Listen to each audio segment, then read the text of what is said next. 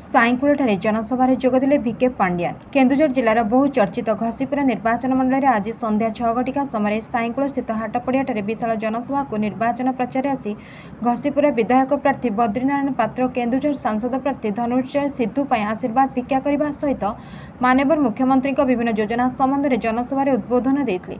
60 ବର୍ଷରୁ ଉର୍ଦ୍ଧ୍ୱ ସ୍ୱୟଂ ସହାୟକ ଗୋଷ୍ଠୀର ମହିଳାମାନଙ୍କୁ ଭତ୍ତା ପ୍ରଦାନ, ଜୁଲାଇ ମାସଠାରୁ ମାଗଣା ବିଜୁଳି ପ୍ରଦାନ ସହିତ ସମସ୍ତ ଜନସାଧାରଣଙ୍କୁ ବିଜୁ ସ୍ୱାସ୍ଥ୍ୟ କାର୍ଡରେ ଅନ୍ତର୍ଭୁକ୍ତ କରିବା ପାଇଁ ଉଦ୍ବୋଧନ ଦେଇଥିଲେ।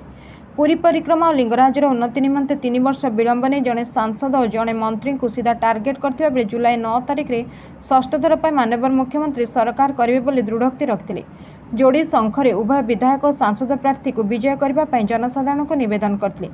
ବିଧାୟକ ପ୍ରାର୍ଥୀ ବଦ୍ରିନାରାୟଣ ପାତ୍ର ତାଙ୍କ ପ୍ରତିକ୍ରିୟାରେ ସିଧାସଳଖ ସୌମ୍ୟରଞ୍ଜନ ପଟ୍ଟନାୟକଙ୍କୁ ଟାର୍ଗେଟ କରିଥିବା ବେଳେ ବଡ଼ ଭାଇ ନିରଞ୍ଜନ ପଟ୍ଟନାୟକଙ୍କୁ ଟାର୍ଗେଟ କରିବାରେ ପଛାଇ ନଥିଲେ। ସୌମ୍ୟରଞ୍ଜନ ପଟ୍ଟନାୟକ ଜଣେ ବିଦେଶୀ ବୋଲି ପ୍ରତିକ୍ରିୟା ଦେଇଥିବା ବେଳେ କଳା ଟଙ୍କାରେ ଭୋଟରଙ୍କୁ କିଣିପାରିବେ ନାହିଁ ବୋଲି ପ୍ରତିକ୍ରିୟା ଦେଇଥିଲେ। 25 ତାରିଖରେ ନିର୍ବାଚନରେ ଉଚିତ ଜବାବ ଦେବେ ବୋଲି ଉଦ୍ବୋଧନ ଦେଇଥିବା ବେଳେ ଆଜିର ଏହି ସମାବେଶରେ 50,000ରୁ ଉର୍ଦ୍ଧ୍ୱ ଜଣ ସମାବେଶ ଦେଖିବାକୁ ମିଳିଥିଲା। ପ୍ରଶାସନ ପକ୍ଷରୁ ସୁରକ୍ଷା ନିମନ୍ତେ ବ୍ୟାପକ ପ୍ରସ୍ତୁତି କରାଯାଇଥିଲା। Bureau report 51 news agency.